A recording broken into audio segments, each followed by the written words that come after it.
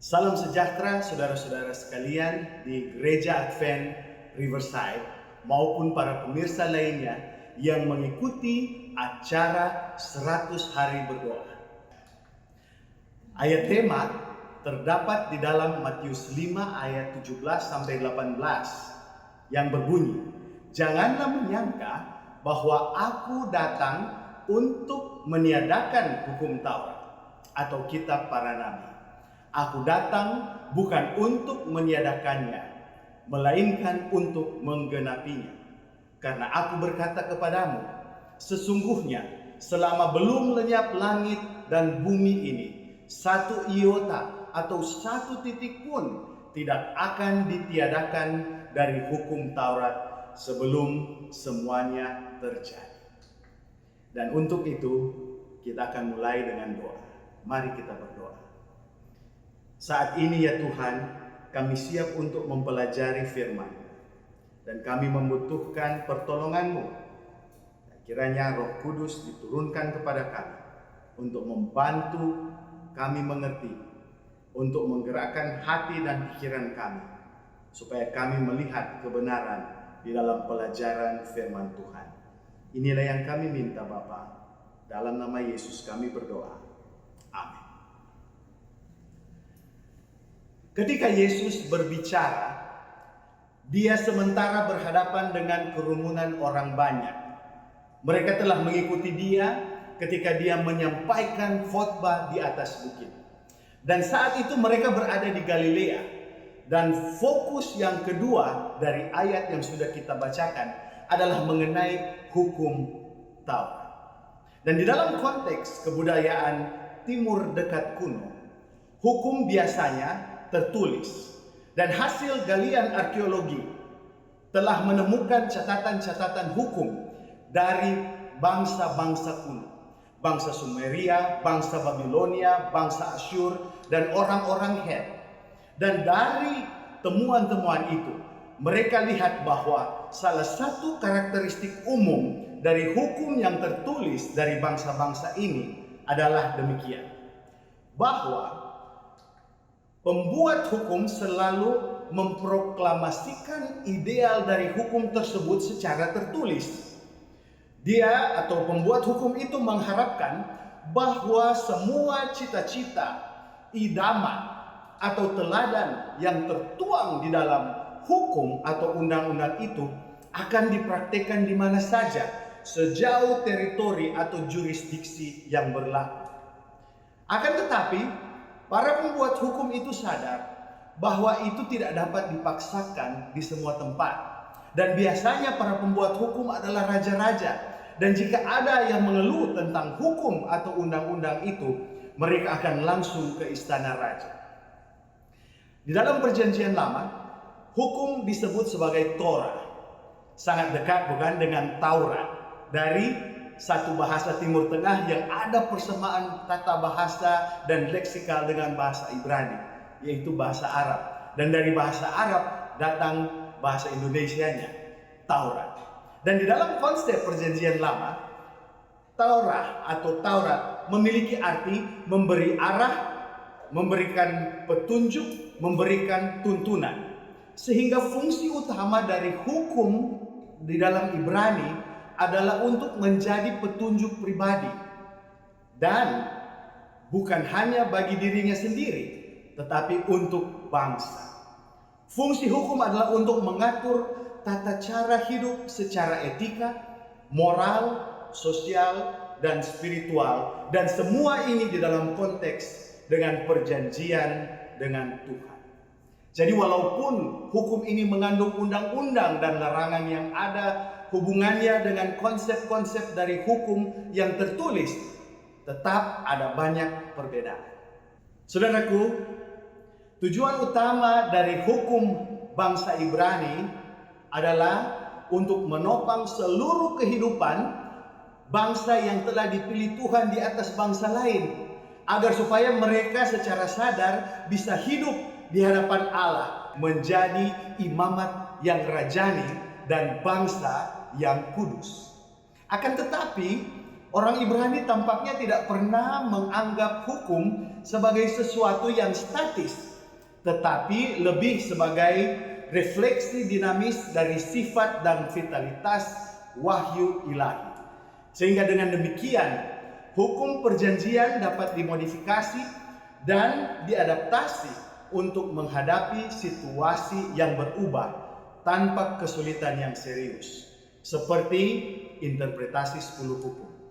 Dan di dalam konsep perjanjian baru, setiap kali berbicara mengenai hukum, hampir selalu merujuk kepada hukum Musa, walaupun aplikasi hukum itu akan berbeda-beda.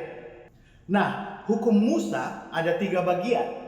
Yang pertama adalah hukum moral. Hukum moral ini disimpulkan dalam Dekalog atau 10 hukum. Yang kedua adalah hukum upacara. Hukum upacara memberi ketetapan atau aturan tata cara upacara bangsa Israel. Dan yang ketiga adalah hukum sipil dan politik. Ini berhubungan dengan kehidupan bangsa dan kehidupan berpolitik bangsa Israel. Untuk perbedaan-perbedaan yang ada tidak selalu dipermasalahkan, sehingga istilah yang digunakan tetap adalah hukum Musa. Walaupun kadang-kadang ketika kata hukum tertulis mengartikan seluruh perjanjian lama. Contoh, Yohanes 10 ayat 34. Berbunyi, kata Yesus kepada mereka, tidakkah ada tertulis di dalam kitab Taurat kamu, aku telah berfirman, kamu adalah Allah? Kadang-kadang yang dimaksudkan dengan hukum Taurat adalah kelima buku Musa. Contoh, Lukas 24 ayat 44 mengatakan bahwa harus digenapi semua yang ada tertulis tentang aku dalam kitab Taurat Musa dan kitab Nabi-Nabi dan kitab Mazmur. Namun, nomos dalam bahasa Yunani terdapat 8 kali di Injil Matius, 9 kali di Injil Lukas, 14 kali di Injil Yohanes, dan sama sekali tidak ditemukan di Injil Markus. Sekarang saya ingin membawa pelajaran kita mengenai Yesus dan hukum. Saudaraku, di dalam perjanjian baru, kita dapati bahwa Yesus selalu menuruti hukum.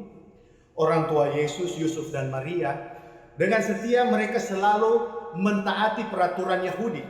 Contohnya, ketika Yesus lahir, dia dibawa untuk disunat dan didedikasikan di dalam Ka'bah. Yesus juga secara teratur pergi ke sinagog. Kita lihat di Lukas 4 ayat 16. Dan dia selalu memilih untuk mengajar di sinagog-sinagog di wilayah Galilea ketika dia memulai pelayanannya. Dan sesuai dengan Matius, Yesus selalu mengikuti tata cara berpakaian orang Yahudi yang setia. Dia memakai jumbai di dalam jubahnya. Atau dalam bahasa Yunani ada tzitzit yang harus dijahit ke 4 ujung jubah orang Yahudi. Yesus juga menuruti semua festival atau upacara Yahudi sesuai apa yang ditulis di Yohanes 10 ayat 22 dan 23. Dan ketika Yesus mengajarkan ajarannya, percakapan dengan pemimpin-pemimpin Yahudi, dia selalu mengutip perjanjian lama dengan cara yang mendukung dan membela semua perbuatannya dan ide-ide ajarannya dengan menggunakan firman Tuhan. Contohnya kita lihat di dalam Markus 12 ayat 24. Ketika Yesus menjawab orang Saduki dengan pertanyaan menjerat mengenai kebangkitan. Jawab Yesus kepada mereka, kamu sesat justru karena kamu tidak mengerti kitab suci maupun kuasa Allah. Jadi saudara-saudara, ketika Yesus juga ditanya mengenai hukum yang paling agung, dia menjawab dengan aturan Alkitabiah. Agar mencintai Tuhan dengan segenap hati. Ulangan 6 ayat 5, dia berkata, kasihilah Tuhan Allahmu dengan segenap hatimu, dengan segenap jiwamu, dan dengan segenap kekuatanmu. Dan kasihilah sesama manusia seperti dirimu sendiri. Imamat 19 ayat 18. Dan ini yang Yesus simpulkan di dalam Matius 22 ayat 36 sampai 40. Di dalam ajaran-ajarannya, Yesus berasumsi bahwa semua pengikutnya akan membawa persembahan korban ke dalam bait Allah. Dan ketika dia menyembuhkan 10 orang yang berpenyakit kusta, dia meminta mereka untuk menunjukkan diri mereka kepada seorang imam. Mereka juga harus membawa persembahan pentahiran. Itu sesuai dengan peraturan. Jadi semua yang telah kita sebutkan ini memberi bukti bahwa Yesus menghidupi semua hukum Taurat. Yesus tidak pernah bermaksud untuk meniadakan hukum Taurat. Jadi kira-kira apa latar belakang mengapa Yesus harus menyampaikan kepada para pendengar saat itu di Matius 5 ayat 17.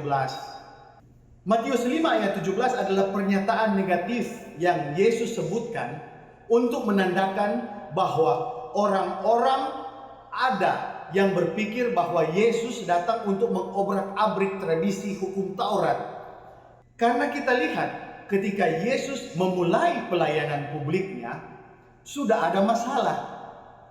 Pemimpin-pemimpin agama yang dianggap sebagai orang-orang paling terpercaya di dalam masyarakat, mereka sudah mulai merasa tidak seret dengan tindak tanduk Tuhan Yesus. Menurut mereka, Yesus akan bertolak belakang dengan tradisi perjanjian lama. Nah, bisa saja ini disebabkan akan kontroversi tentang hari Sabat. Ketika Yesus memulaikan pelayanannya, dia dengan murid-muridnya melewati ladang gandum dan mereka memetik gandum pada hari Sabat. Lalu mereka pergi ke sinagog dan Yesus menyembuhkan tangan dari seorang laki-laki yang sudah paralyzed, yang sudah tidak bergerak lagi. Nah, kita harus ingat bahwa ada 613 peraturan dari hukum Taurat yang dituangkan di dalam hukum Musa. Nah, bagaimana menginterpretasi semua aturan ini? Maka dibuatlah peraturan lain yang lebih memperjelas hukum Musa atau hukum Taurat yang sudah ada. Misalnya, peraturan tentang perpuluhan untuk bumbu-bumbu. Cara berpakaian, harus ada tali sembayang, harus ada jubah yang panjang di jubah. Ini semua menjadi tradisi dan akhirnya semua itu dikumpulkan di dalam suatu kumpulan yang dinamakan Mishnah. Bahkan orang-orang Farisi, mereka telah membuat 39 peraturan istimewa tentang hari Sabat. Jangan berbuat ini, jangan berbuat itu. 11 dari peraturan tentang hari Sabat berhubungan dengan persiapan roti. Jadi pada hari Sabat tidak boleh menabur, tidak boleh membajak, tidak boleh menuai, tidak boleh mengikat berkas gandum, tidak boleh mengirik, tidak boleh menampik, tidak boleh memilih, tidak boleh menggiling, tidak boleh menyaring, tidak boleh menguleni, tidak boleh memanggang roti. Jadi Yesus secara terang-terangan ketika memetik gandum, dia telah melanggar. Dan kita lihat ini bahwa sejak Yesus memulai pelayanannya, orang-orang telah takjub dengan otoritas yang Yesus miliki. Markus 1 ayat 27 menyatakan itu ketika mereka bertanya, apa ini? Suatu ajaran baru. Ia berkata-kata dengan kuasa. Roh-roh jahat pun diperintahkannya dan mereka taat kepadanya. Sehingga saudara-saudara, sangat normal kalau banyak orang bertanya-tanya, apa hubungan antara otoritas Yesus dan otoritas hukum Taurat? Jadi bagi banyak orang, sangat jelas bagi mereka status dari ahli Taurat, bahwa para ahli Taurat turut kepada hukum Taurat. Karena itu mereka merupakan guru-guru yang mengajarkan tentang Taurat. Mereka menyerahkan hidup mereka untuk menginterpretasi hukum itu, dan mereka menyatakan bahwa otoritas yang mereka miliki adalah berasal dari apa yang mereka kutip, yaitu hukum Taurat. Tetapi mengenai Yesus, mereka tidak terlalu jelas. Karena Yesus berbicara dengan otoritasnya sendiri.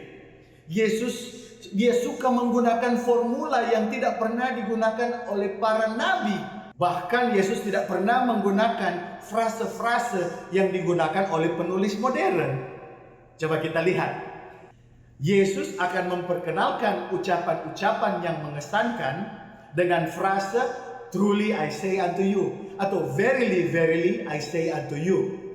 Terus terang bagi saya Saya anggap dalam bahasa Indonesia kurang keren ya. Karena di dalam bahasa Indonesia hanya diterjemahkan seperti aku berkata kepadamu. Jadi Yesus menggunakan namanya sendiri dengan otoritasnya sendiri. Nah, apakah otoritas ini? Apakah dia sementara membangun dirinya sebagai orang yang berkuasa di atas hukum yang kudus, firman Tuhan? Jadi sepertinya bagi sebagian orang inilah yang sementara terjadi. Jadi pertanyaan mereka, apakah tertulis atau tidak tertulis, dijawab Yesus dengan ayat 17. Janganlah kamu menyangka bahwa aku datang untuk meniadakan hukum Taurat atau kitab para nabi. Saudaraku, saya suka dengan apa yang ditulis oleh W.C. Allen, seorang komentator Alkitab di tahun 1907. Karena menurut dia Matius 5:17, janganlah menyangka bahwa aku datang untuk meniadakan hukum Taurat atau kitab para nabi. Aku datang bukan untuk meniadakannya, melainkan untuk menggenapinya. Kira-kira dia ungkapkan dalam bahasa sehari-hari dan jadi seperti ini. Dia bilang, jangan kira sebagaimana apa yang ada di dalam pikiran kalian bahwa saya datang untuk menggulingkan otoritas hukum Musa. Dalam skala umum dan tujuan otoritas hukum Taurat adalah ungkapan kehendak ilahi, itu adalah permanen. Saya datang untuk menggenapi dengan menekankan arti yang sebenarnya dan sebagai Mesias yang telah dinubuatkan. Jadi ini sangat jauh dari pengertian saya tidak menaruh nilai terhadap hukum.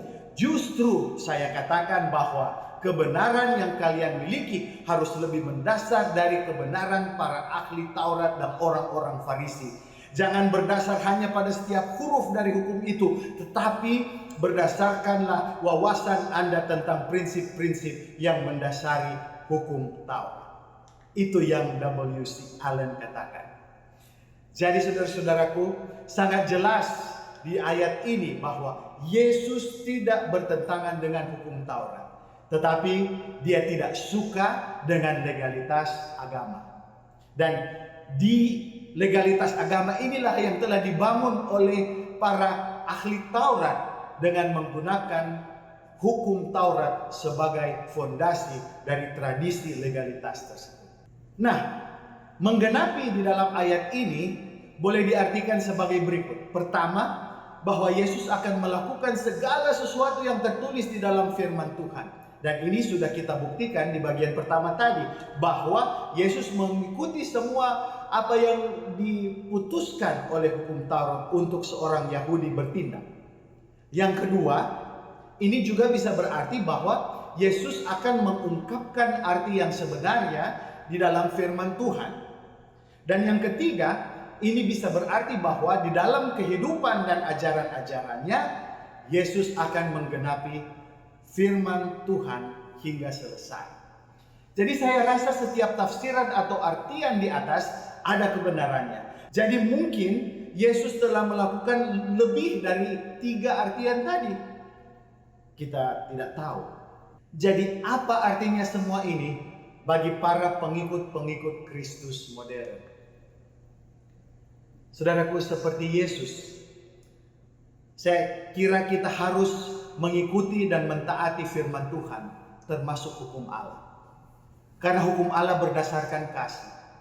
Dan kasih yang Yesus ajarkan bukan sekedar kasih biasa-biasa saja, tetapi ini suatu kasih yang luar biasa. Karena Yesus mengatakan bahwa kita harus mengasihi musuh, bukan membenci.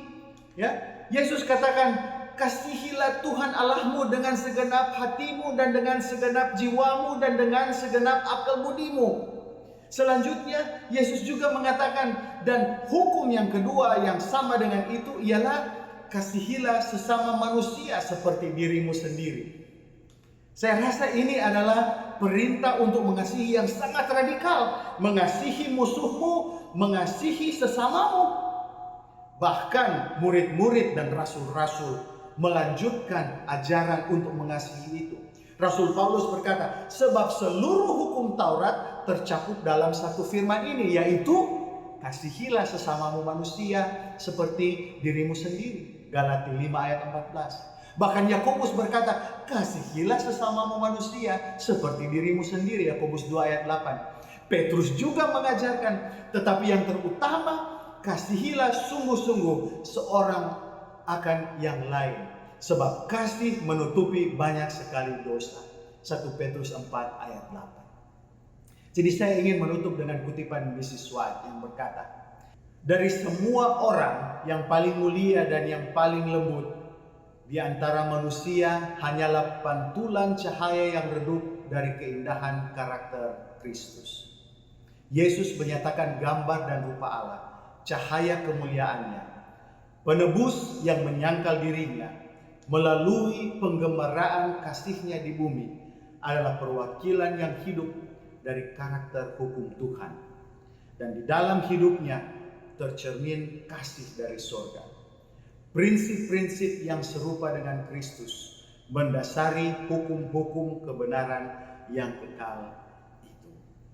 Khotbah di atas bukit, halaman 49. Jadi saya ingin bertanya kepada saudara-saudara, apakah Anda sedang bergumul untuk setia kepada hukum Tuhan? Maukah Anda meminta Yesus untuk mengampuni Anda pada hari ini dan memenuhi Anda dengan Roh Kudus-Nya? Maukah saudara meminta Tuhan untuk menolong saudara, bukan hanya untuk memelihara tulisan hukum, tetapi untuk mendapatkan roh dari hukum Allah, yaitu sifat-sifat untuk tidak mementingkan diri sendiri, untuk mendapatkan kasih yang mau berkorban untuk Tuhan dan untuk mengasihi semua orang. Kiranya Tuhan memberkati kita semua. Saya bawa dalam nama Yesus. Amin. Sehubungan dengan doa 100 hari untuk hari ke-69 ini, ada kesaksian, kabar gembira dari Marieta A. Dia mengatakan, terima kasih untuk doa-doa saudara-saudara, karena anak laki-laki saya telah sembuh dari COVID-19 dan bisa hidup normal dan sehat kembali. Puji Tuhan. Kita juga melihat bahwa angka kematian yang disebabkan oleh pandemi COVID-19 di Spanyol telah menurun, ya, dari 11% menjadi hanya 2% saja. Dan ini merupakan suatu yang harus kita ucapkan terima kasih kepada Tuhan karena kebaikannya yang telah Dia tunjukkan kepada umat-umat Tuhan dan menyatakan bahwa Dia sementara mengendalikan keadaan. Dan ada beberapa juga permintaan-permintaan doa yang akan kita doakan bersama. Saya ajak kita untuk berdoa bersama-sama. Mari kita berdoa. Tuhan Allah, pada malam hari ini kami mengucap syukur atas segala kebaikan-Mu kepada kami. Kami berterima kasih karena Roh Kudus telah menuntun kami untuk mengerti pelajaran firman Tuhan. Kami melihat bahwa Yesus telah datang di dunia ini dan Yesus telah menggenapi hukum Taurat. Dengan itu, Dia mengajar bahwa landasan hukum Taurat adalah kasih Allah. Dan kasih Allah mengajak kita, umat manusia, pengikut-pengikut Yesus, untuk mengasihi musuh-musuh, untuk mencintai orang lain sebagaimana kami mencintai diri kami sendiri, untuk memberikan belas kasihan yang tinggi kepada sesama orang, yang untuk memberikan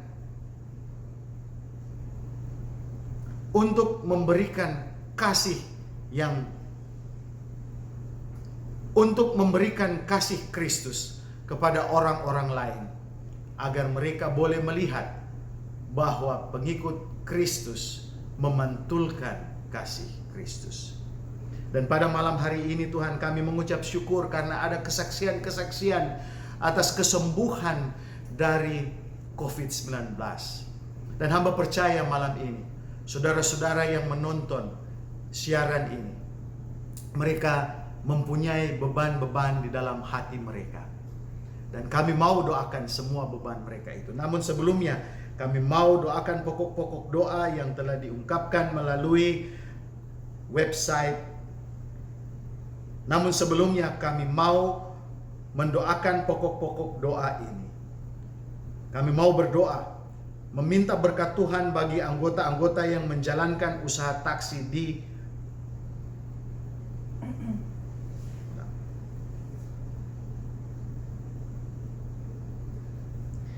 Kami mau berdoa untuk sebuah urban center of influence di Guatemala City. Mereka menyediakan makanan, sikat gigi, kamar mandi, dan fasilitas untuk mencuci pakaian bagi orang-orang yang tinggal di jalanan. Tuhan, kiranya Engkau dapat memenuhi kebutuhan yang paling mendalam dari setiap pengunjung di Center of Influence ini. Dan kiranya Engkau mau menolong mereka untuk menemukan pengharapan dan kekuatan. Kami juga mau berdoa untuk media yang telah berkomitmen untuk menyajikan informasi terkini tentang COVID-19. Kiranya Tuhan menolong mereka untuk menyajikan informasi-informasi yang penting. Kami berdoa untuk orang-orang yang sedang bergumul dengan kegelisahan, dengan depresi, dan mereka ketakutan di masa krisis ini. Kami berdoa agar mereka memperoleh pertolongan, mereka memperoleh keberanian, harapan, dan kesembuhan dari Yesus. Kami juga mau berdoa bagi para pendeta, para guru, para misionaris, dan para anggota gereja di Laos. Di beberapa wilayah sangat sulit untuk menggunakan teknologi dalam menjangkau orang agar mereka boleh tetap melayani selama pandemi ini. Tuhan, hamba mau berdoa bagi semua pemirsa yang sementara bergumul juga, yang sementara menghadapi masa-masa sulit karena pandemi COVID-19. Kiranya Engkau memenuhi semua kebutuhan mereka. Hamba mau berdoa bagi orang-orang tua yang sudah lanjut usia. Mereka sangat rentan untuk terkena infeksi. Tuhan, jaga mereka, lindungi mereka. Hamba mau berdoa bagi semua yang sementara bekerja, bahkan ada yang sudah kehilangan pekerjaan. Tuhan selalu cukupi semua kebutuhan-kebutuhan mereka. Hamba mau berdoa bagi orang-orang muda yang berada di dalam jemaat-jemaat. Tuhan bantu mereka supaya mereka boleh menemukan arti hidup, dan ketika mereka melalui masa yang sulit ini, mereka boleh mendapatkan kesempatan untuk menceritakan tentang Yesus kepada orang lain. Hamba berdoa bagi anak-anak yang sementara bertumbuh, mereka juga rentan untuk terkena infeksi. Jaga mereka, lindungi mereka. Dan hamba mau berdoa bagi semua keluarga-keluarga yang diwakili oleh para pemirsa. Kiranya semua berada di dalam lindungan Tuhan. Inilah kerinduan kami, Bapa. Jawablah. Di dalam nama Yesus kami telah berdoa. Amin. Terima kasih. Tuhan memberkati.